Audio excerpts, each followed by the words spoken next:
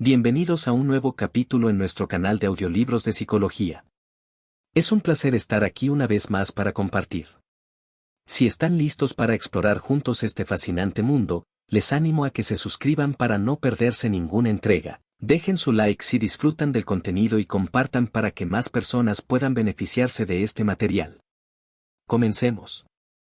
Manual para el tratamiento cognitivo-conductual de los trastornos psicológicos. Volumen 1. Trastornos por ansiedad, sexuales, afectivos y psicóticos. Tratamiento cognitivo-conductual de los trastornos somatoformes. Parte 13. Tratamiento cognitivo-conductual para el trastorno dismórfico corporal. Tipos de quejas sobre la apariencia. Esta es una comparación tosca, ya que los estudios se diferencian en la razón hombre/mujer, en el número de quejas informadas por cada sujeto y en las categorías o descripciones empleadas por los autores. Los resultados indican que los pacientes con un TDC pueden estar molestos por prácticamente cualquier aspecto de su apariencia física. Algunos pacientes se quejan de ser feos, deformes o de aspecto raro, pero no son capaces de localizar o especificar la naturaleza del defecto. Por el contrario, otros centran su preocupación exactamente en pequeños rasgos o imperfecciones, como una nariz grande, una boca torcida, pechos asimétricos, una pene pequeño, una marca de nacimiento, pelo muy fino, acné, cicatrices, etc. Por otra parte, la preocupación por el cuerpo de modo global no es rara, siendo frecuente no estar conforme con el peso corporal o la forma de amplias zonas de la parte baja del cuerpo. Desde el punto de vista diagnóstico, la localización del defecto no es un factor significativo, aunque puede haber algunas excepciones a esta afirmación. Una de ellas es la cuestión de si los pacientes que se quejan exclusivamente de olores corporales imaginados deberían recibir el diagnóstico de trastorno delirante somático en vez de TDC. Autores como Gómez Pérez, Marx y Gutiérrez Fisac alegan que sus pacientes con quejas de olor corporal eran dismorfofóbicos, en vez de hipocondríacos con ideas delirantes, ya que en realidad negaban que olieran su olor, es decir, no tenían ideas delirantes, y compartían el mismo tipo de evitación social que los pacientes típicos con un TDC. Otra consideración es que las preocupaciones sobre el peso y la figura que ocurren exclusivamente durante el curso de la anorexia o la bulimia nerviosas no se diagnostican, de modo separado, como TDC. No obstante, un paciente con un trastorno de la alimentación que cree que tiene una nariz defectuosa, por ejemplo, podría satisfacer el diagnóstico añadido de TDC. A veces sucede que los pacientes pueden cambiar de un diagnóstico a otro, lo que indica que el trastorno dismórfico y los trastornos de la alimentación se encuentran relacionados. Lo esencial de la anorexia y la bulimia nerviosas, en personas con una apariencia normal, puede ser un trastorno dismórfico corporal junto con una patología de la alimentación. Características cognitivas y afectivas. A diferencia de la autoconciencia normal sobre la apariencia física, el TDC implica una preocupación que consume mucho tiempo, es molesta e interfiere con la vida del individuo. Aunque puede ocurrir a lo largo del día, la preocupación por la apariencia es aún más intensa en situaciones sociales, en donde la persona se siente consciente de sí mismo y espera que otras personas le observen. Esta atención hace que el paciente se sienta ansioso, ridículo y avergonzado, ya que cree que el defecto revela cierta inadecuación personal. Aunque característica sorprendente del TDC es la convicción, por parte de la persona que lo padece, de la existencia, o gravedad, del defecto físico, esta percepción distorsionada es solamente el primer paso de una secuencia de creencias del TDC. Normalmente, el patrón de pensamiento sería, aparento un defecto, los demás se dan cuenta y se interesan por mi defecto, me consideran poco atractivo /a, feo /a, deformado /a, raro /a, etc., y me evalúan negativamente como persona y, en consecuencia, mi apariencia demuestra algo negativo sobre mi carácter y valía ante los demás. El exagerar un defecto en la apariencia es solo una consecuencia del TDC, ya que conduce a otras creencias desadaptativas. Las creencias del TDC se han descrito inconsistentemente como obsesiones, ideas sobrevaloradas o ideas delirantes. En realidad, parece que no hay un único tipo de proceso de pensamiento que sirva para todos los pacientes con un TDC. Según el DSM-4, los pacientes con un TDC que tienen ideas delirantes pueden recibir el diagnóstico añadido de trastorno delirante, tipo somático.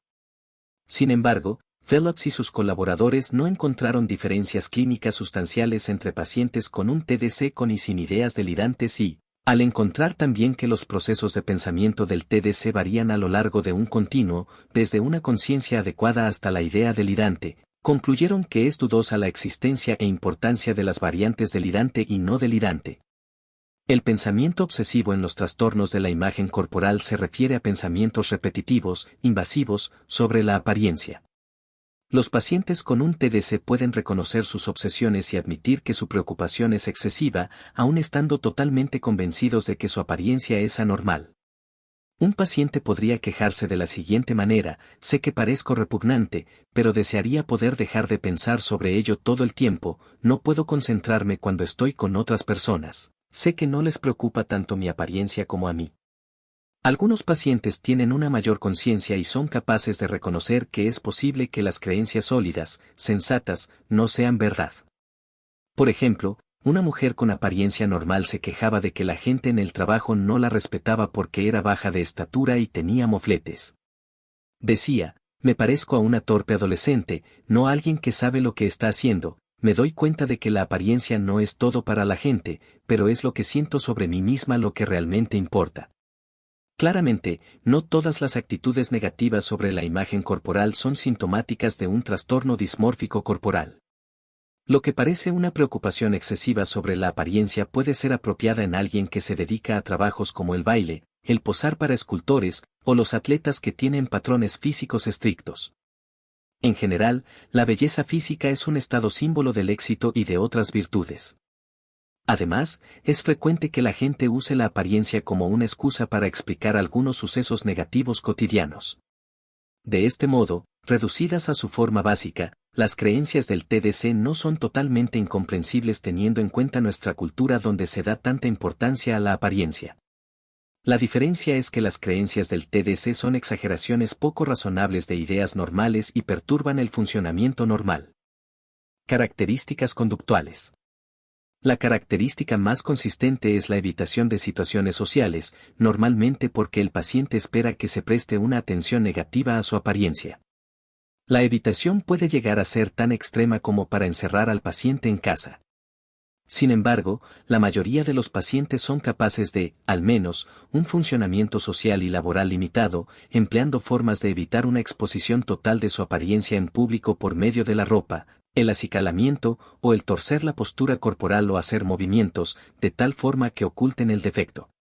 Son frecuentes algunas clases de conductas de examen del cuerpo tales como pasar revista al defecto delante del espejo, rituales de acicalamiento, comparar la propia apariencia con la de otras personas y pedir a los demás palabras tranquilizadoras. En algunos casos extremos, es difícil resistirse al examen del cuerpo que puede consumir varias horas al día. Por otra parte, es frecuente también que los pacientes eviten mirar su apariencia. Finalmente, los pacientes con un trastorno dismórfico corporal están convencidos de que la única forma de mejorar su autoestima es mejorar su aspecto. Así, la mayoría de los pacientes con un TDC emprenden iniciativas para mejorar la belleza tales como tratamientos del pelo o de la piel, cirugía cosmética, reducción del peso y otras formas de eliminar el defecto, que suelen ser innecesarias e ineficaces para eliminar los síntomas del TDC. La investigación sobre la psicoterapia para el trastorno dismórfico corporal. Las evidencias que sostienen la eficacia de las terapias psicológicas para el TDC están aumentando continuamente, pero, con una excepción, la investigación sobre la psicoterapia se ha limitado a estudios de caso. Estudios de caso de la psicoterapia no conductual. Black y Glue informaron del tratamiento con terapia psicodinámica de una joven que estaba preocupada por sus cejas, que consideraba repulsivas. La preocupación se interpretó como una excusa para evitar las relaciones heterosexuales y como una proyección defensiva de su propia autoimagen negativa. Informaron que la preocupación desapareció después de 1 año y medio de terapia semanal. Fippopoulos aplicó psicoanálisis 2 a 3 veces a la semana durante aproximadamente 1 año a una adolescente con problemas de pensamientos irracionales de ser fea y gorda. La preocupación se interpretó como un disfraz de deseos sexuales inconscientes. Se informó que la terapia le ayudó a eliminar su preocupación. Finalmente, Braddock fomentó habilidades sociales más eficaces en una adolescente tímida. La paciente llegó a ser más asertiva con otras personas, pero su creencia de una frente anormal no disminuyó. Estudios de caso de las terapias conductuales. A un joven preocupado por su tez rojiza se le entrenó en relajación y luego se le expuso en la imaginación a una jerarquía de comentarios molestos y al escrutinio por parte de los demás de su aspecto rojizo. Por ejemplo, el paciente se imaginó a una persona del trabajo que le molestaba diciéndole que su cara se parecía a su camisa roja. Después de 11 sesiones de desensibilización sistemática, el paciente ya no se sintió mal hacia su cara rojiza. Marks y Misan fueron los primeros en informar del empleo de procedimientos como la exposición en vivo y la prevención de la respuesta.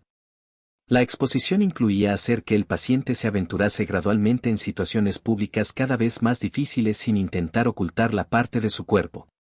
Cuando se emparejaba con la prevención de la respuesta, el paciente practicaba el dejar de examinar su apariencia al ser expuesto a señales provocadoras de rituales. Los 5 pacientes mejoraron significativamente después del tratamiento. Conforme decrecía la evitación social, disminuía también la convicción de los pacientes en su creencia de tener un aspecto defectuoso, incluso aunque no se empleó un cuestionamiento directo de su pensamiento, es decir, terapia cognitiva. Solo 2 de los casos se trataron exclusivamente con terapia de conducta, sin medicación concurrente. En una serie de casos tratados más tarde en el mismo centro clínico, Gómez Pérez et al. Informaron que alrededor de la cuarta parte de los pacientes abandonaron el tratamiento y cerca de la mitad habían mejorado en el seguimiento. En comparación con los informes de Marks y sus colaboradores, Nesiroglu y colaboradores examinaron la exposición y la prevención de la respuesta sin medicación. Añadieron también terapia cognitiva para ayudar al paciente a refutar los pensamientos irracionales, necesidad de aprobación y de ser perfecto, que desencadenaban en los pacientes rituales de acicalamiento o deseos de ocultar su apariencia. De los 17 casos mejoraron 12. Otros estudios de caso con éxito empleando la terapia cognitivo-conductual son los de Cromarty y Marks, Newell y Schropp, Smith y Harrington y Watts. Estudios con grupo control. El único estudio de tratamiento con grupo control para el trastorno dismórfico corporal hasta la fecha ha sido llevado a cabo por Rosen, Dite y Orozan utilizando el tratamiento cognitivo-conductual que se describirá en la sección siguiente. Se asignó aleatoriamente 54 pacientes mujeres a las condiciones de terapia de conducta cognitiva o de no tratamiento. Ninguna de las pacientes empezó a tomar medicación durante el estudio. Se trató a las pacientes en grupos pequeños durante 8 sesiones de 2 horas cada una y se proporcionó tareas para casa y casetes sobre el cambio de la imagen corporal.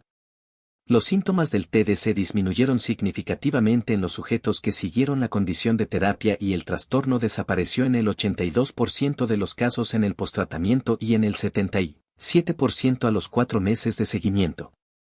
En los sujetos de la condición de terapia mejoraron también los síntomas psicológicos y la autoestima.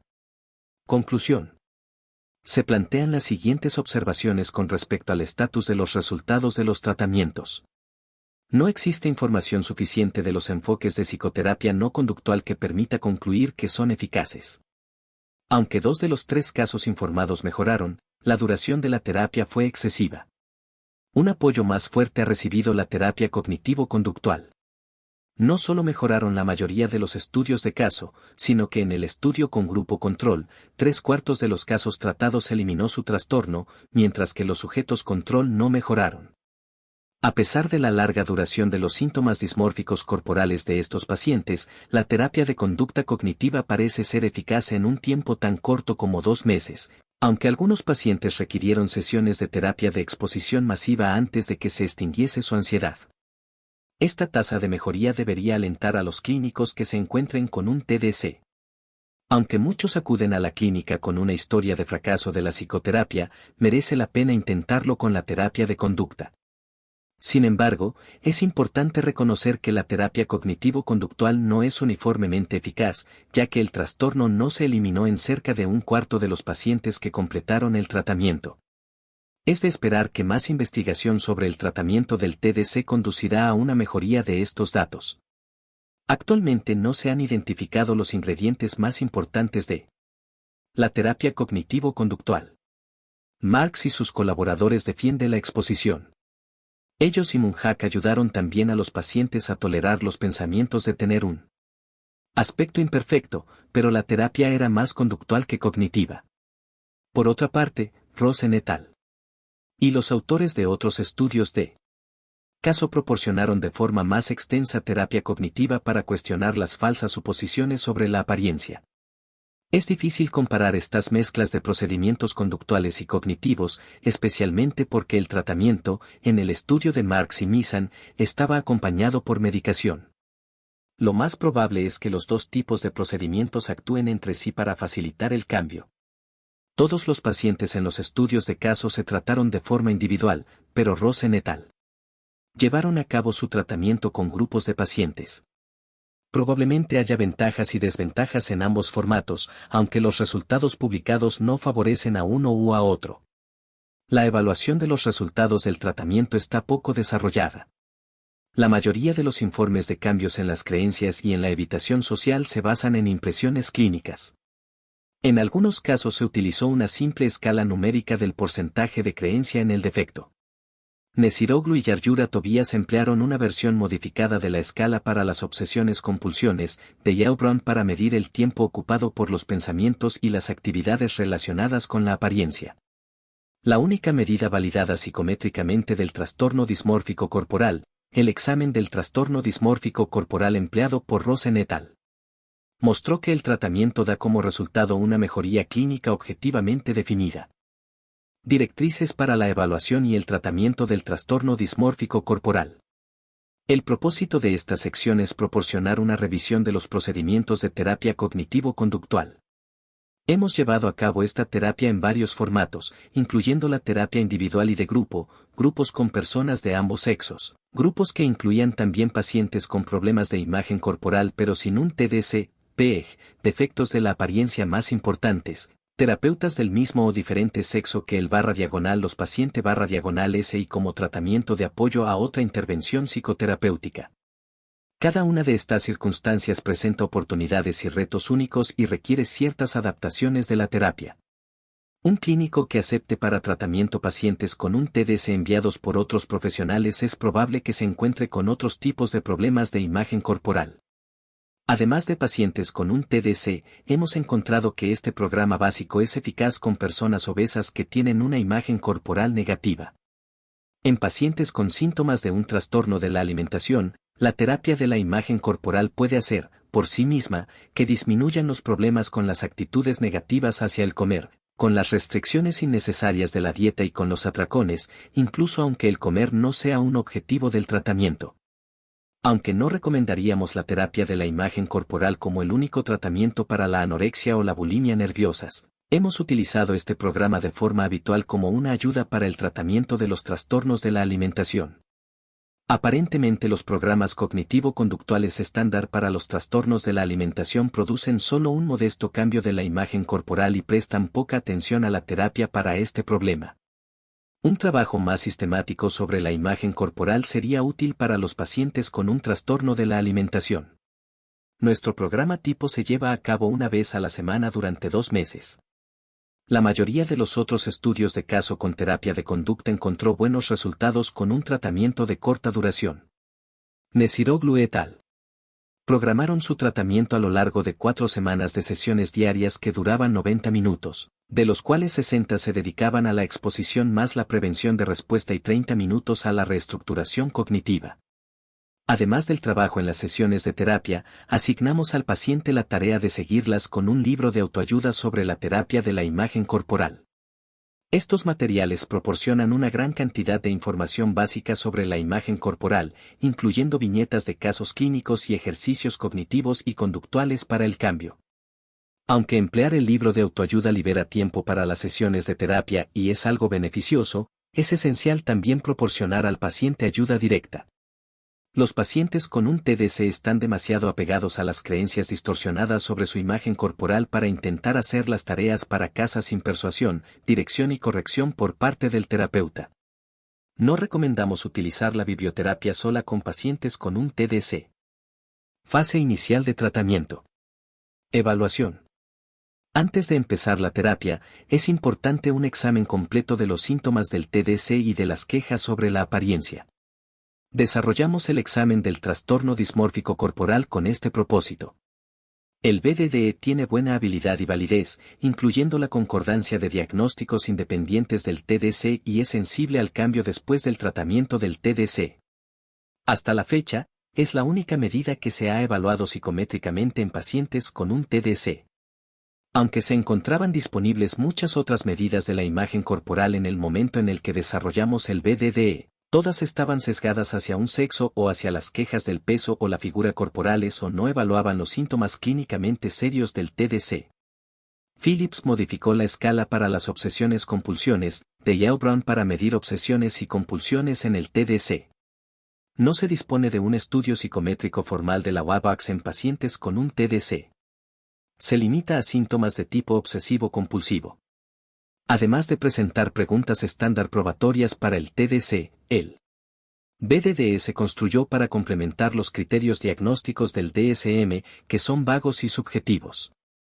Para desarrollar el BDDE, se presentó a un panel de clínicos expertos una amplia lista de síntomas del TDC sacados de la literatura.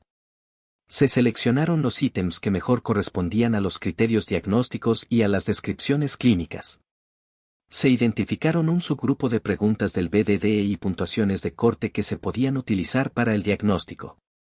Debido a que muestrea la mayoría de los síntomas del TDC, el de ayudar al terapeuta a seleccionar los objetivos del tratamiento. Durante el tratamiento se necesitará una evaluación conductual más detallada de las situaciones desencadenantes y de las respuestas. En los apartados siguientes se presentarán algunas sugerencias. Actitudes hacia la terapia. En nuestra sociedad, tan consciente de la apariencia, se nos enseña que si queremos sentirnos mejor con nuestro aspecto, deberíamos perder peso, hacer ejercicio, sufrir cirugía plástica, etc. En otras palabras, deberíamos eliminar o corregir el defecto. Por consiguiente, es difícil para la mayoría de los pacientes imaginarse, en un primer momento, cómo podrían contemplarse a sí mismos de forma diferente al final de la terapia psicológica si el rasgo de apariencia ofensiva todavía sigue presente. Nada, podrían alegar, les convencerá de que tienen buen aspecto cuando saben, y el resto de la sociedad se lo señala, que tienen una mala apariencia. Podrían estar también preocupados por la cuestión de que aprender a aceptarse a sí mismos haría que abandonaran el autocontrol y desarrollaran un problema peor, como si el no agradarse a sí mismos fuese necesario para seguir estando motivados a mejorar el propio aspecto. Para vérselas con el escepticismo sobre la terapia y obtener la cooperación del paciente, es importante tener claro el objetivo de la misma. Hay que estar preparados para reiterar que aunque el paciente es libre de acudir a métodos para mejorar la belleza, esta terapia se ha diseñado para cambiar la imagen corporal, no su apariencia. Se explica que la imagen corporal es un constructo psicológico y que debido a que es subjetivo puede ser sorprendentemente independiente de la apariencia real. Se utilizan ejemplos, preferentemente de su propia experiencia, que demuestran que corregir un defecto o acudir a un método para mejorar la belleza no siempre ha llevado a un cambio de la propia imagen, que es posible sentirse mejor sobre la propia apariencia sin cambiar realmente el aspecto y que otras personas pueden percibir la apariencia del paciente de una forma muy diferente a como él la percibe. Se señala que aparte de algún problema físico que pueda existir, el ella ha desarrollado hábitos que interfieren con el funcionamiento. El objetivo de la terapia no será que le agrade su propia apariencia, sino que al menos la tolere y elimine tendencias conductuales autoderrotistas.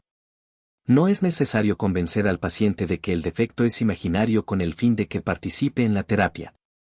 De hecho, es mejor evitar un enfrentamiento sobre esta creencia y centrarse en la interferencia que ha provocado el preocuparse. Podría servir de ayuda tranquilizar al paciente puesto que, según la investigación, la mayoría de los participantes en este tipo de terapia cognitivo-conductual son capaces, de hecho, de cambiar, independientemente de la gravedad de su defecto y que no abandonan los hábitos sanos orientados hacia la belleza o el estar en forma. Por ejemplo, en un estudio sobre la terapia cognitivo-conductual para la imagen corporal en personas obesas, nuestros pacientes superaron la imagen corporal negativa sin perder peso, pero al mismo tiempo su autoaceptación no les provocó un aumento de peso o que abandonaran las restricciones en la dieta. Historia del desarrollo de la imagen corporal. Es útil hacer que el paciente escriba una breve historia del desarrollo de las preocupaciones sobre su apariencia. El paciente debería considerar por separado la primera infancia, hasta los 7 años, la infancia posterior, antes de la pubertad, los primeros años de la adolescencia, los primeros años de la edad adulta y el momento presente. En cada uno de estos periodos se pide al paciente que describa su apariencia física y las experiencias o acontecimientos importantes que influyeron sobre su imagen corporal. Es probable que la preocupación del paciente con un TDC por su apariencia física comience durante la adolescencia cuando las preocupaciones sobre el desarrollo físico y social alcanzan su punto máximo. La propia conciencia sobre la apariencia puede ser más intensa para adolescentes que sean físicamente distintos, como ser alto o bajo de modo poco habitual, madurar más pronto o más tarde, tener una nariz larga, sufrir de acné de forma acusada, tener pechos muy grandes o muy pequeños, padecer de sobrepeso, etc. En realidad, muchos pacientes con un TDC poseen algunas anomalías físicas reales, pero sin importancia, que desencadenan una mayor atención de la gente. El riesgo de desarrollar un trastorno dismórfico corporal es aún mayor si el rasgo de la apariencia está acompañado por más incidentes traumáticos. El más frecuente es el ser molestado por la apariencia. Algunos pacientes con un TDC son sometidos a continuas críticas sobre su aspecto, generalmente por los miembros de su familia. Otros remontan el origen de su preocupación a un único momento, una anotación de pasada que quizás no intentaba ser crítica. Otros incidentes incluyen el ser marginado o rechazado por su apariencia, el ser agredido físicamente o sufrir abusos sexuales o físicos, el fracasar en el atletismo y el tener una lesión o una enfermedad. Más tarde, el malestar por la imagen corporal puede ser desencadenado por acontecimientos o situaciones que se parecen a esos primeros sucesos. Es natural también que la gente trate de explicar las experiencias que les causaron profundos sentimientos de humillación. Desgraciadamente, los pacientes con un TDC llegan a creer que un defecto de su apariencia significa que son gente deficiente. Al examinar la historia del TDC podría ser de utilidad ayudar a los pacientes a reconocer que sus síntomas son racionales hasta cierto punto, teniendo en cuenta sus experiencias personales. Sin embargo, el paciente tiene que comprender que aunque los mensajes culturales sobre la apariencia y los acontecimientos de la historia personal, por ejemplo, ser molestado cuando era niño, podrían ser importantes para el desarrollo de su TDC, la terapia se tendrá que centrar en superar las conductas y actitudes actuales que mantienen el trastorno. Estas son normalmente un lenguaje negativo sobre el cuerpo, suposiciones falsas sobre la apariencia, conductas de evitación y de hacerse continuos exámenes del cuerpo. Reestructuración cognitiva. La terapia requiere una evaluación conductual detallada con el fin de identificar las actitudes disfuncionales y las situaciones en las que ocurren. Un diario de las autorregistro, como el utilizado en la depresión, puede facilitar en gran medida la reestructuración cognitiva. El paciente debería registrar cualquier situación que provocase una autoconciencia sobre la apariencia, positiva o negativa, creencias o pensamientos sobre la imagen corporal y el efecto de estos sobre el estado de ánimo y la conducta. Se utiliza un formato de diario, en el que el paciente analiza la experiencia en una secuencia ABC. 1. Acontecimientos activadores. La situación y el desencadenante de la autoconciencia física o de la insatisfacción con el cuerpo. 2. Creencias, pensamientos sobre la situación o sobre uno mismo. Y 3. Consecuencias, resultado de la situación o reacciones emocionales y conductuales. Lenguaje negativo sobre el cuerpo. Se puede pasar mucho tiempo hablando extensamente de pensamientos invasivos, repetitivos, relativos a la insatisfacción corporal. Mi cara es realmente desagradable, es tan ancha y sin contorno, como una sandía con 2 manchas en ella, me hace parecer repulsivo. En la terapia denominamos a esto lenguaje negativo sobre el cuerpo. Esas afirmaciones son solo comentarios negativos sobre la estética de la apariencia, sin referirse a implicaciones específicas de esa apariencia. Tasas elevadas de lenguaje negativo sobre el cuerpo durante el día perpetúan la autoconciencia y las emociones negativas. Para empezar a cambiar la imagen corporal, es necesario cambiar la forma en que uno se habla a sí mismo sobre su propio cuerpo.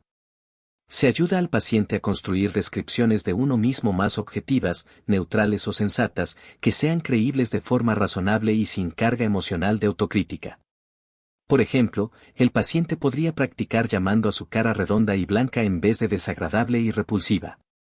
Se pide al paciente que practique un habla neutral consigo mismo durante el día, cuando se den elementos recordatorios como el verse la cara o un invasivo lenguaje negativo sobre el cuerpo.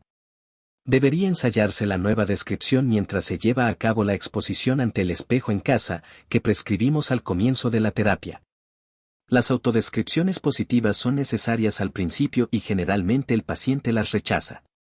El paciente debería evitar discutir con el paciente sobre la realidad del defecto, pero sí tratar de eliminar el lenguaje negativo sobre el cuerpo que provoca malestar. Por ejemplo, terapeuta, independientemente de lo ancha que sea tu cara, otro problema parece ser la forma en que te hablas a ti mismo. Un retroceso hacia la autocrítica debería constituir una señal para que el paciente la hiciera seguir de una autoverbalización correctora.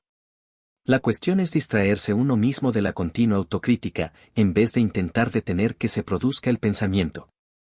Si el paciente se queja de que le sigue sin gustar lo que ve, se le tranquiliza diciéndole que cierta insatisfacción con el cuerpo es normal y puede ser apropiada tanto en cuanto pueda superar la autodegradación innecesaria. Suposiciones y pensamientos autoderrotistas. La evaluación cognitiva debería ir más allá del lenguaje negativo sobre el cuerpo, intentando que el paciente explique con más detalle su evaluación de la situaciones en las que tiene lugar la insatisfacción. Utilizando el diario, se ayuda al paciente a que acompañe al lenguaje negativo del cuerpo con otros pensamientos sobre la situación o con suposiciones sobre la importancia de su apariencia. Por ejemplo, se puede preguntar, ¿qué es lo que te molestaba de tu ancha cara en esa situación? ¿Qué te imaginaste que la gente estaba pensando cuando te vio?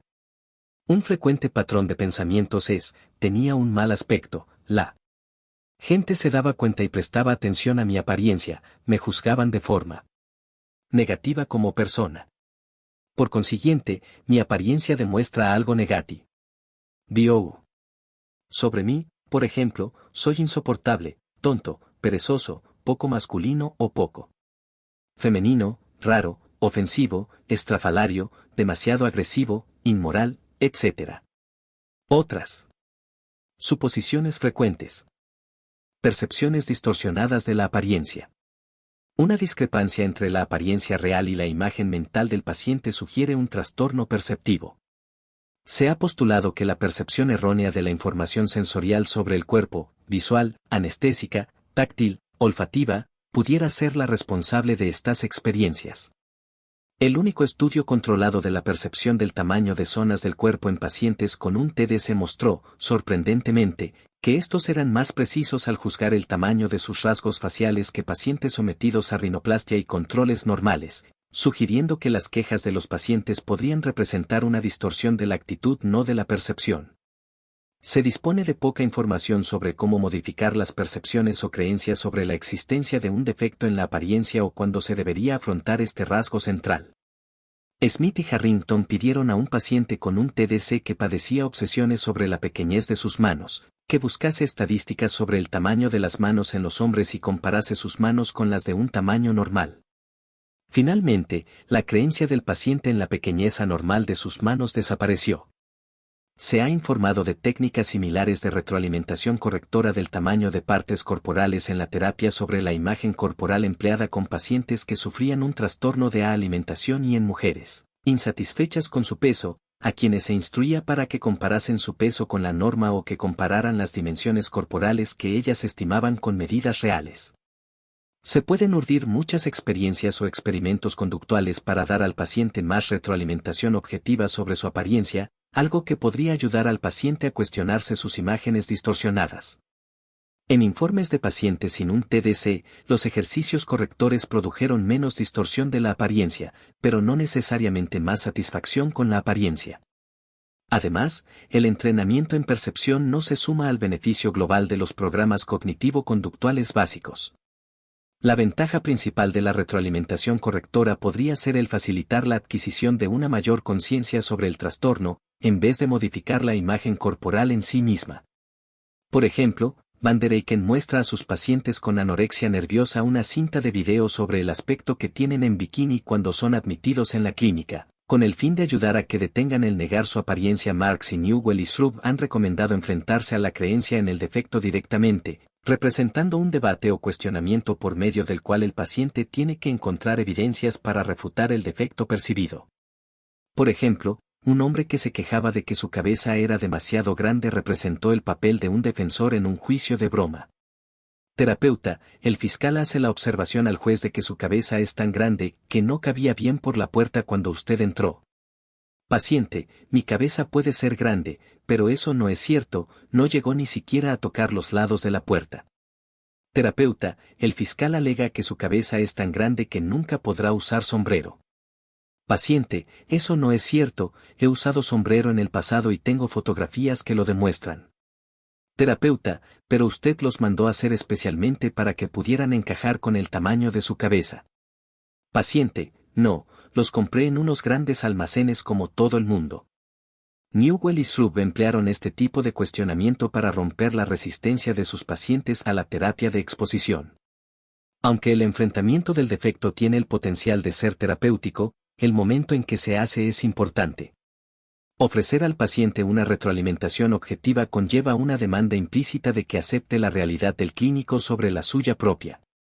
A menudo es más eficaz empezar la reestructuración cognitiva con creencias que son menos sólidas. En este punto hay que tener cuidado de no discutir sobre si el supuesto defecto existe realmente. Tanto en cuanto sea posible, se debería validar, en vez de degradar, la percepción del paciente. Ya veo a lo que te estás refiriendo. El estómago no es plano como tú quieres, sino curvado y redondo. Hay que desarrollar la tolerancia del paciente a admitir imperfecciones físicas, pero lo que es aún más importante, hay que cuestionar las implicaciones percibidas del defecto. Nuestra experiencia ha sido que la creencia en el defecto empieza a desvanecerse por sí misma y el terapeuta puede cuestionarla mejor conforme el paciente abandona convicciones secundarias de estar sometido a escrutinio o ser evaluado negativamente por otras personas. Tipo de queja sobre la apariencia. Una de las características más fascinantes del TDC es el tipo de queja sobre la apariencia. La localización del defecto y el significado que el paciente le atribuye pueden constituir una ventana a otras disfunciones o imágenes de uno mismo y, por consiguiente, puede ser útil en el diagnóstico o en el tratamiento. Por ejemplo, Birtechnell, Whitfield y Lacey informaron que el sentirse a disgusto con la sexualidad es frecuente entre mujeres que piden una disminución de los pechos. En estos casos, se deben identificar los pensamientos o las connotaciones sexuales y modificarlos por medio del diario de autorregistro. Podría ser necesaria una terapia complementaria para abordar la disfunción sexual. El paciente de Smith y Harrington con las manos anormalmente pequeñas se sentía como una persona débil y poco masculina. Sin embargo, hay que tener cuidado al aplicar interpretaciones estereotipadas a partes del cuerpo. Hemos tenido pacientes que pensaban que sus rasgos faciales les hacían parecer promiscuos y otras pacientes con obsesiones hacia los pechos que no tenían connotaciones sexuales. La interpretación tiene que ser respaldada por evidencias. Otra dimensión de la apariencia es la visibilidad del defecto. Muchos pacientes con un TDC poseen anomalías perceptibles, mientras que otros se quejan de defectos totalmente imperceptibles. La característica esencial del TDC es el hecho de que la queja física es excesiva con respecto a la evidencia objetiva. Ambos tipos de quejas, imaginarias o exageradas, pueden diagnosticarse como trastorno dismórfico corporal. Es tentador pensar que el paciente que padece algún defecto real, aunque siempre con una apariencia normal, tiene una mayor justificación para sentirse molesto y se halla menos perturbado, ya que él no distorsiona su apariencia.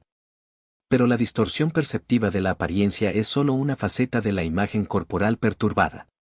El TDC se compone también de características cognitivas y conductuales. No todos los pacientes manifiestan los tres tipos de disfunciones. Considera el siguiente ejemplo de un sujeto sin TDC.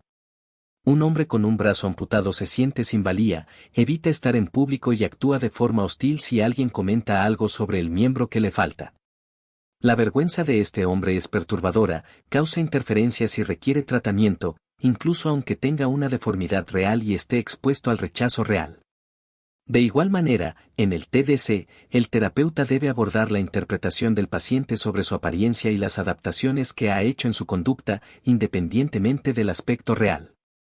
Actualmente no existe ningún estudio sobre el TDC que haya examinado las diferencias en la gravedad de los síntomas, en la psicopatología o en la respuesta al tratamiento, cuando se agrupan según las partes del cuerpo o las características de la apariencia. Al igual que otros trastornos somatoformes, el problema en el TDC puede que no sea la pequeñez del defecto o la parte del cuerpo en que lo ve el paciente, sino el mismo hecho de que el paciente esté preocupado. El afrontamiento de los estereotipos y los prejuicios. Los síntomas de una imagen corporal negativa son muy frecuentes en las personas con sobrepeso debido a la discriminación social que experimentan. Aunque puede que no satisfagan los criterios del TDC debido a su defecto real, la reestructuración cognitiva de la preocupación por la apariencia sigue siendo apropiada. No se deberían pasar por alto los pensamientos realistas sobre encuentros donde se da la discriminación. Sin embargo, habría que ayudar al paciente a aprender más formas de responder aumentando la autoestima y a afrontar el estigma de la obesidad. En primer lugar, se debería desalentar a los pacientes a que siempre busquen defectos en sí mismos para explicar las actitudes negativas de otras personas. En vez de aceptar la crítica como personalmente relevante, el paciente debería reconocerla como una clase de prejuicio y un trato ignorante y desconsiderado de una parte de la sociedad. Además, debido a que la mayoría de las personas obesas acepta los estereotipos sobre la obesidad y se culpa demasiado a sí misma por su sobrepeso, es importante fomentar su resistencia proporcionándoles información sobre las causas no conductuales, genéticas y fisiológicas de la obesidad. Se podría animar también a la persona a que encontrase ejemplos de su propia experiencia que contrarrestasen los estereotipos. Por ejemplo, la persona no puede ser débil e indisciplinada, ya que es resuelta y competente en muchas otras áreas de la vida. Segundo, los participantes tendrán que aprender a disminuir la importancia de las características según las que son juzgados, es decir, su apariencia de sobrepeso. Aunque sus iguales juzgan a las personas con sobrepeso como menos atractivas, esas evaluaciones no muestran diferencias entre obesos y no obesos en la magnitud del agrado o en la competencia social percibida. Tercero, se debería desalentar a los participantes de que solo se comparasen con las personas que son más delgadas que ellas. Las comparaciones hacia solo un lado perpetúan los sentimientos de separación. Por el contrario, los participantes deberían compararse con un rango más diverso y representativo de tipos corporales. Tanto en cuanto no se vuelva excesivo, las comparaciones sociales deberían hacerse con otras personas con sobrepeso. Hemos tenido éxito en reducir los síntomas de la imagen corporal desde niveles normales, utilizando únicamente esta terapia para la imagen corporal, sin ninguna instrucción ni ayuda para controlar el peso. Procedimientos conductuales. Las fuertes emociones de ansiedad y la conducta de evitación que las acompaña, el examen del cuerpo y los rituales de acicalamiento hacen que el trastorno dismórfico corporal sea adecuado para las técnicas de exposición y de prevención de la respuesta. La exposición a las situaciones que se evitan. Recomendamos que antes de enfrentarse en público con las situaciones provocadoras de ansiedad, el paciente debería empezar con la exposición a la contemplación de su cuerpo, sin supervisión, en la intimidad de su propia casa.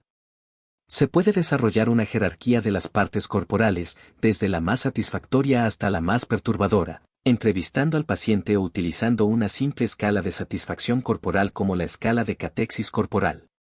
El paciente debería practicar la contemplación de cada paso de la jerarquía durante 1 minuto o 2 hasta que sea capaz de hacerlo sin un malestar significativo y sin un lenguaje negativo hacia el cuerpo. La exposición se llevaría a cabo vestido /diagonal a y luego desnudo /diagonal a frente a un espejo de cuerpo entero. Cass recomienda que el sujeto aprenda primero a relajarse y progrese luego a lo largo de la jerarquía utilizando la desensibilización sistemática. Giles informó de una terapia similar de desensibilización en una mujer con bulimia nerviosa que se imaginaba contemplando una jerarquía de áreas corporales perturbadoras en un espejo. El paciente debería asegurarse de contemplar las áreas satisfactorias y ligeramente insatisfactorias con el fin de obtener una imagen completa de sí mismo, en vez de centrarse inmediatamente en los lugares ofensivos. Muchos pacientes con un TDC evitan mirar su defecto y encontrarán esta tarea muy penosa. Es posible que se necesite llevar a cabo la exposición a lo largo de varias semanas. El practicar varios días a la semana facilitará la habituación.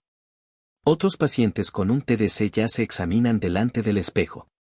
En estos casos, debería igualmente llevarse a cabo la tarea de exposición, pero se instruiría al paciente para que practicase un lenguaje neutral, objetivo, hacia el cuerpo, mientras se contempla a sí mismo /diagonal a. El objetivo no es convencer al paciente de que su apariencia es atractiva, sino simplemente a tolerar la vista de su imagen. Después de la tarea del espejo en casa, a menudo ampliamos la exposición para incluir el contemplarse a sí mismo en más situaciones públicas, como el verse reflejado /diagonal en los escaparates de las tiendas, el verse en los espejos de los probadores, en los espejos de los servicios, etc. El ver su propia imagen en un contexto público parece ser más problemático, quizás porque el paciente está pensando que su apariencia se está exponiendo también a otras personas. Algunos pacientes con un TDC evitan completamente los paseos en público y se encuentran bastante discapacitados. Otros funcionan socialmente, pero evitan una participación total o una exposición entera del defecto. Debido a que las técnicas de exposición pueden ser sutiles, se necesita una evaluación completa. Cuantos más hábitos de evitación se puedan identificar, más oportunidades puede maquinar el terapeuta para que el paciente desaprenda el exceso de autoconciencia sobre sí mismo. La evitación únicamente sirve para perpetuar el trastorno, porque el paciente nunca tiene la oportunidad para extinguir las respuestas de ansiedad ante los estímulos desencadenantes. El diario de autorregistro de la imagen corporal puede revelar hábitos de evitación. El examen del trastorno dismórfico corporal hace preguntas sobre categorías generales de evitación, por ejemplo, lugares públicos y sociales, vestirse, la desnudez, las actividades físicas, tocarse el cuerpo. Se deberían obtener ejemplos detallados de estas clases de evitación. El observar al paciente podría revelar tipos de disfraces bajo la forma de conductas no verbales o la manera de vestirse, por ejemplo, colocar las manos sobre la boca, de los que el paciente no se da cuenta o no lo hace de forma voluntaria. Cuando se llegue finalmente a una jerarquía de situaciones perturbadoras, deberían tenerse en cuenta las señales del contexto que influyen sobre el grado de dificultad, como la familiaridad de la gente, la proximidad física a los otros y el tipo de interacción social, por ejemplo, hablar ante un grupo comparado con hablar con un individuo. Munhak presentó el ejemplo de una jerarquía cuando llevó a cabo la desensibilización en un hombre preocupado por la atención hacia el color rojizo de su cara. Algunos pacientes con un TDC han evitado con éxito la atención no deseada hacia su apariencia durante tanto tiempo que no se dan cuenta de las situaciones que son difíciles de controlar. En estas circunstancias, podría ser útil empezar con una serie de pruebas de evitación conductual para comprobar el malestar. Thompson, Einberg y Marshall han presentado un ejemplo de esa evaluación, que implicaba hacer que el sujeto evaluase el malestar a una proximidad cada vez mayor del espejo y midiese la distancia a la que era capaz de acercarse. Ejemplos de tareas de exposición que hemos utilizado son los siguientes: llevar ropa ajustada al cuerpo en vez de vestidos sueltos, desnudarse delante del cónyuge, no taparse los rasgos de la cara con las manos o con el tipo de peinado, vestirse de tal modo que se vean las cicatrices, hacer ejercicio en público usando chándal, ducharse en el gimnasio en vez de en casa, llamar la atención sobre la apariencia con ropa más moderna, acentuar un rasgo perturbador, por ejemplo, las cejas, con maquillaje o no utilizar para no enmascararlo, ponerse más cerca de la gente, contactar ocularmente con desconocidos y probarse ropa o maquillaje en las tiendas y pedirle al dependiente retroalimentación sobre su aspecto.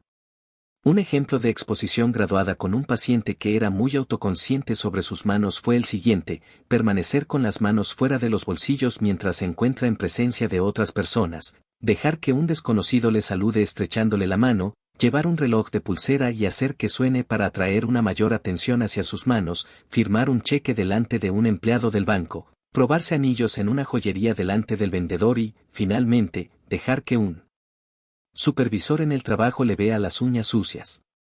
Uno de los casos de Marx y Misan tenía preocupaciones sobre sus tés y labios rojizos. El paciente fue reintroduciéndose gradualmente en las situaciones sociales evitadas, desde montar en autobús hasta sentarse cerca de los demás, para finalmente dejarse trozos de pasta de dientes en los labios para llamar más la atención hacia ellos. Nesiroglu y Yaryura Tobías describieron a varios pacientes con preocupaciones sobre el pelo a los que se pidió que se pasearan en público con el pelo revuelto, mientras que el terapeuta le cuestionaba los pensamientos sobre la necesidad de ser perfecto y de aprobación. Un aspecto autoderrotista de evitación en el TDC es que los esfuerzos para camuflar u ocultar el defecto pueden realmente empeorar la apariencia, al encerrar al paciente en un rígido estilo de vida de inhibición en el vestir, acicalarse, en la conducta no verbal, en las actividades físicas, etc. Muchos de nuestros pacientes que temían ser considerados poco atractivos, poco interesantes, feos, extraños, etc., crearon su propia realidad evitando las mismas conductas que les podrían hacer más atractivos. En el curso de la terapia de exposición, los pacientes normalmente descubren que no solo pueden tolerar la ansiedad, sino que experimentan una sensación de liberación cuando incorporan nuevos estilos de vestir y de actividad física en su repertorio. Prevención de la respuesta de examinarse y acicalarse. La mayoría de los pacientes con un trastorno dismórfico corporal realizan alguna forma de examen del cuerpo, lo que entraña esfuerzos deliberados por inspeccionar, someter a escrutinio, medir o corregir su apariencia. Conductas típicas son el inspeccionarse a uno mismo delante del espejo, pesarse y medirse partes del cuerpo con cintas métricas. Es frecuente la conducta de acicalamiento excesivo emparejada con el examinarse. Ejemplos de ello son observarse con distinta ropa antes de vestirse por la mañana, alisarse el pelo numerosas veces, maquillarse muchas veces durante el día, cortarse las uñas excesivamente y arrancarse el vello. Al igual que sucede en las compulsiones, en algunos casos el paciente con un TDC se dedicará al examen del cuerpo como un ritual para detener un pensamiento molesto sobre el defecto. Por ejemplo, un paciente podría correr hacia el espejo y examinarse detenidamente al tener el pensamiento de parecerle repugnante a alguien con quien acaba de hablar. En otros casos, la conducta carece de características compulsivas, pero el examinarse perpetúa una preocupación negativa por la apariencia. Por ejemplo, una paciente se reñía a sí misma mientras se pesaba, haciéndolo 3 veces al día. La conducta de examinarse puede evaluarse con brevedad en el TDC por medio del examen del trastorno dismórfico corporal o la WABAX modificada que evalúa también el grado de interferencia provocada por la conducta. Ningún informe de caso del TDC ha utilizado ampliamente medidas conductuales de la frecuencia y el tiempo pasado en los rituales de acicalamiento y del examen, aunque esa evaluación podría ser útil durante el curso del tratamiento. Se podrían utilizar también pruebas de evitación conductual con el fin de medir la capacidad del paciente para resistir a la conducta. Por ejemplo, se podría medir el tiempo que un paciente podría contemplarse en el espejo mientras se abstiene de acomodarse el pelo. Estas evaluaciones conductuales podrían ayudar al terapeuta a diseñar una reducción planificada de las conductas y proporciona, además, una media objetiva de los beneficios del tratamiento. Las conductas de acicalamiento y de examinarse pueden normalmente reducirse empleando técnicas simples de autocontrol. Ejemplo de ello son, disminuir la frecuencia de las veces que se pesa, tapar los espejos, salir de casa sin el equipo de maquillaje, establecer un tiempo fijo para vestirse, permitirse solo 2 cambios de ropa, abstenerse de inspeccionar manchas de la piel, etc. Una evaluación situacional de estas conductas, anotadas en el diario de autorregistro de imagen corporal, es útil para identificar las señales que desencadenan la conducta de examinarse y para incorporarlas en el plan de cambio de conducta. Por ejemplo, un paciente podría contar que se pesa después de cada comida, además de hacerlo por la mañana y por la tarde. Basándose en el grado del impulso para realizar la conducta, el paciente podría empezar eliminando el pesarse por la noche y por la mañana y más tarde comer sin pesarse. Generalmente, estas intervenciones pueden llevarse a cabo sin la intervención del terapeuta. Después, el terapeuta debería revelar el objetivo de la tarea preguntando al paciente sobre el efecto real de no examinarse comparado con la predicción que temía.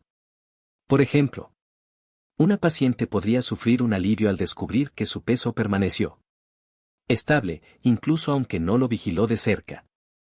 Otra paciente podría encontrar que la gente no la trataba de forma diferente incluso al aventurarse a salir sin maquillaje. Cass presentó un formato de autorregistro en el que la paciente podía identificar la conducta, su plan para arreglársela sin ella, y el efecto de no realizar la conducta. Una hoja de trabajo como esta constituye una doble señal, una para el cambio en la paciente y otra para la evaluación del progreso por el terapeuta. En los casos en los que la frecuencia es alta o el impulso para realizar la conducta es fuerte, será necesario una exposición supervisada acompañada por la prevención de la respuesta. Marx y Misan describieron a una mujer que se preocupaba de que su sudor olía terriblemente. La acompañaron al principio a salir a lugares públicos sin bañarse ni aplicarse desodorante.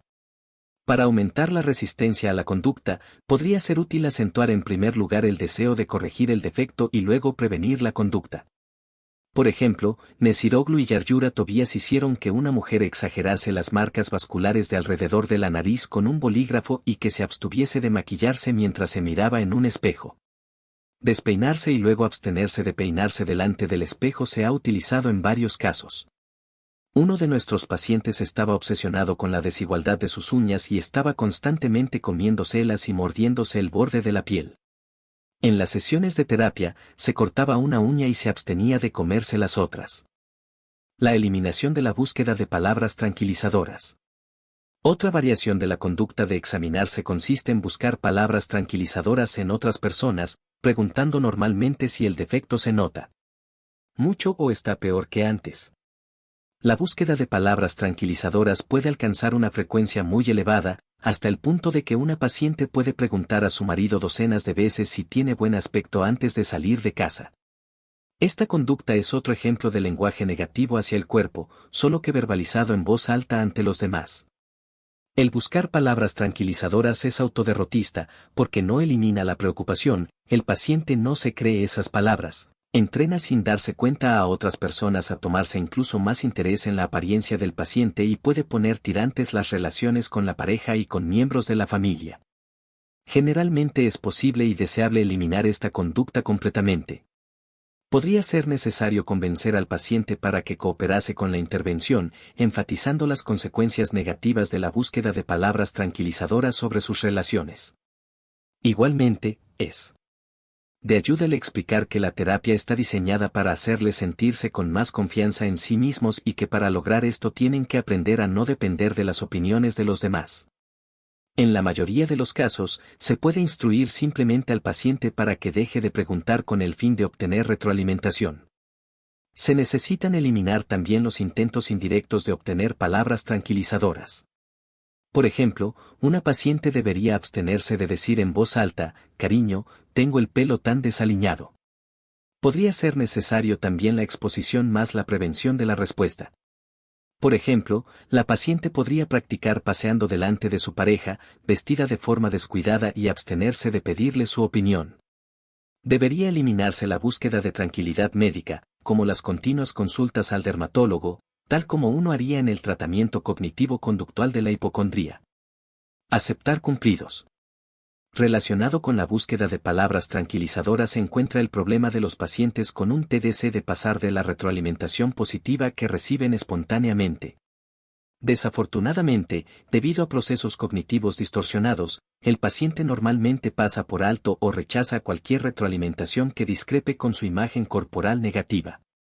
Debido a que otras personas pueden ser más objetivas y normalmente más positivas sobre la apariencia del paciente, sería deseable que éste atendiera a esa información y la incorporase a su autoimagen. Para atacar este problema a nivel conductual, entrenamos a los pacientes por medio de la representación de conversaciones para que se abstengan de pasar de los cumplidos. Por ejemplo, no, no es cierto. Hoy tengo un aspecto horrible. Por el contrario, el paciente practica la aceptación de cumplidos, por ejemplo, muchas gracias. Es un nuevo peinado, y lo ensaya subvocalmente para facilitar su absorción. Afrontar el enigma social. Algunos pacientes sin un TDC pero con defectos reales en su apariencia, como deformidades o una obesidad grave, necesitan ayuda en cuanto a generar respuestas de afrontamiento conductuales en situaciones que entrañan ser molestados, puestos en ridículo u observados fijamente por otras personas.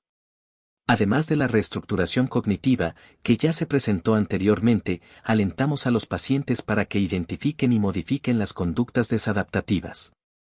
Problemas típicos que encontramos son, tomar represalias con el desconocido insultándole a gritos o empezando una pelea, poner cara o hacer un gesto amenazantes, evitar lugares públicos, llorar, etc. Por ejemplo, una mujer obesa se quejaba de que los niños en público decían, mamá, mira esa gorda. Ella se enfadaba con el niño o evitaba salir de casa. Le enseñamos a acercarse más a los niños en las tiendas y a sonreír. Dejó de sentirse molesta y descubrió que las observaciones negativas por parte de los desconocidos disminuían conforme ella se comportaba de manera más amable. La eliminación de la búsqueda de palabras tranquilizadoras. Otra variación de la conducta de examinarse consiste en buscar palabras tranquilizadoras en otras personas, preguntando normalmente si el defecto se nota mucho o está peor que antes. La búsqueda de palabras tranquilizadoras puede alcanzar una frecuencia muy elevada, hasta el punto de que una paciente puede preguntar a su marido docenas de veces si tiene buen aspecto antes de salir de casa. Esta conducta es otro ejemplo de lenguaje negativo hacia el cuerpo, solo que verbalizado en voz alta ante los demás. El buscar palabras tranquilizadoras es autoderrotista, porque no elimina la preocupación, el paciente no se cree esas palabras. Entrena sin darse cuenta a otras personas a tomarse incluso más interés en la apariencia del paciente y puede poner tirantes las relaciones con la pareja y con miembros de la familia. Generalmente es posible y deseable eliminar esta conducta completamente. Podría ser necesario convencer al paciente para que cooperase con la intervención, enfatizando las consecuencias negativas de la búsqueda de palabras tranquilizadoras sobre sus relaciones. Igualmente, es de ayuda el explicar que la terapia está diseñada para hacerles sentirse con más confianza en sí mismos y que para lograr esto tienen que aprender a no depender de las opiniones de los demás. En la mayoría de los casos, se puede instruir simplemente al paciente para que deje de preguntar con el fin de obtener retroalimentación. Se necesitan eliminar también los intentos indirectos de obtener palabras tranquilizadoras. Por ejemplo, una paciente debería abstenerse de decir en voz alta, cariño, tengo el pelo tan desaliñado. Podría ser necesario también la exposición más la prevención de la respuesta. Por ejemplo, la paciente podría practicar paseando delante de su pareja, vestida de forma descuidada y abstenerse de pedirle su opinión. Debería eliminarse la búsqueda de tranquilidad médica, como las continuas consultas al dermatólogo, tal como uno haría en el tratamiento cognitivo-conductual de la hipocondría. Aceptar cumplidos. Relacionado con la búsqueda de palabras tranquilizadoras se encuentra el problema de los pacientes con un TDC de pasar de la retroalimentación positiva que reciben espontáneamente. Desafortunadamente, debido a procesos cognitivos distorsionados, el paciente normalmente pasa por alto o rechaza cualquier retroalimentación que discrepe con su imagen corporal negativa. Debido a que otras personas pueden ser más objetivas y normalmente más positivas sobre la apariencia del paciente, sería deseable que éste atendiera a esa información y la incorporase a su autoimagen. Para atacar este problema a nivel conductual, entrenamos a los pacientes por medio de la representación de conversaciones para que se abstengan de pasar de los cumplidos. Por ejemplo, no, no es cierto. Hoy tengo un aspecto horrible. Por el contrario, el paciente practica la aceptación de cumplidos, por ejemplo, muchas gracias. Es un nuevo peinado, y lo ensaya subvocalmente para facilitar su absorción. Afrontar el enigma social. Algunos pacientes sin un TDC pero con defectos reales en su apariencia, como deformidades o una obesidad grave, necesitan ayuda en cuanto a generar respuestas de afrontamiento conductuales en situaciones que entrañan ser molestados, puestos en ridículo u observados fijamente por otras personas. Además de la reestructuración cognitiva, que ya se presentó anteriormente, alentamos a los pacientes para que identifiquen y modifiquen las conductas desadaptativas. Problemas típicos que encontramos son, tomar represalias con el desconocido insultándole a gritos o empezando una pelea, poner cara o hacer un gesto amenazantes, evitar lugares públicos, llorar, etc. Por ejemplo, una mujer obesa se quejaba de que los niños en público decían, mamá, mira esa gorda. Ella se enfadaba con el niño o evitaba salir de casa. Le enseñamos a acercarse más a los niños en las tiendas y a sonreír. Dejó de sentirse molesta y descubrió que las observaciones negativas por parte de los desconocidos disminuían conforme ella se comportaba de manera más amable. La eliminación de las comparaciones excesivas. Un paso final de la conducta de examinarse es comparar los propios defectos con la misma parte del cuerpo en otras personas. El paciente podría estar buscando la confirmación de su autopercepción negativa o el alivio en el conocimiento de que no son los únicos. Cualquiera que sea el motivo, es fácil preocuparse con estas comparaciones y la frecuencia puede alcanzar elevados niveles, hasta el punto de que el paciente sea incapaz de mirar a otras personas sin centrarse en su apariencia. El mirar las fotografías de las revistas de modas y de culturismo es otra frecuente señal de comparación. Dichas comparaciones normalmente están condenadas al fracaso. O bien están sesgadas hacia la gente que tiene una mejor apariencia, en vez de compararse con un rango de gente normal, o bien el paciente percibe que todo el mundo tiene un mejor aspecto, independientemente de la comparación en términos objetivos. Debido a la carga de autoderrotismo que conlleva, se debería hacer un esfuerzo por controlar esta forma de examen. Se pueden diseñar estrategias de autocontrol adaptadas al hábito del paciente. Se le podría pedir que no comprara revistas de modas, que se quedara en la primera fila en la clase de aeróbic en donde no será posible observar a los demás participantes y que no verbalizara en voz alta las comparaciones con otras personas. Por ejemplo, tienes tan buen aspecto, me gustaría tener tu tipo. Una dificultad en la reducción de las comparaciones es que normalmente se manifiesta de forma más cognitiva que conductual. Las estrategias cognitivas podrían incluir centrarse en un aspecto de la apariencia de la persona que sea distinto al que está relacionado con el defecto del paciente, por ejemplo, mirar su sonrisa en vez de hacerlo al tamaño de su nariz, interrumpir las comparaciones negativas, me gustaría tener su figura, con expresiones de autoaceptación, apreciar la belleza en otras personas, qué silueta tan bonita tienes, en vez de detenerse en pensamientos hostiles, de celos, no puedo soportar esas mujeres tan flacas, y centrarse en rasgos no relacionados con la apariencia en otros individuos, qué amable parece. Conclusiones. Aunque el trastorno dismórfico corporal se ha descrito en la literatura psiquiátrica desde hace muchos años, los enfoques psicológicos para su tratamiento tienen una historia muy corta. El conocimiento sobre el tratamiento eficaz es muy limitado actualmente, debido principalmente a que casi ninguno de los informes se basa en una metodología experimental y en una evaluación rigurosa. El único estudio con grupo control proporciona una sólida evidencia en apoyo de la terapia cognitivo-conductual. Sin embargo, este estudio necesita ser replicado por otros investigadores. Muchas preguntas sobre la eficacia del tratamiento siguen sin tener contestación. Algunas de ellas se refieren al mantenimiento de la mejoría en el seguimiento a largo plazo, a la eficacia del tratamiento con los hombres, al tratamiento en grupo comparado con el individualizado, a la comparación de diferentes terapias psicológicas y a los resultados del tratamiento según características clínicas, como el tipo de queja sobre la apariencia y la presencia de pensamientos delirantes. El éxito de los enfoques conductuales sugiere que los síntomas del trastorno dismórfico corporal son hábitos sujetos a la extinción por medio del autocontrol y el condicionamiento. Aunque este hallazgo muestra que el aprendizaje es importante en el mantenimiento de los síntomas, no están claros los antecedentes tempranos del trastorno dismórfico corporal. Las teorías sobre las causas han ido a remolque de los modelos sobre el tratamiento. El trastorno dismórfico corporal es un desafío a los clínicos porque el trastorno necesita distinguirse de otros tipos de preocupaciones sobre la imagen corporal, porque la mayoría de las personas con el trastorno son resistentes inicialmente a la intervención psicológica y porque los síntomas son diversos y a veces profundos.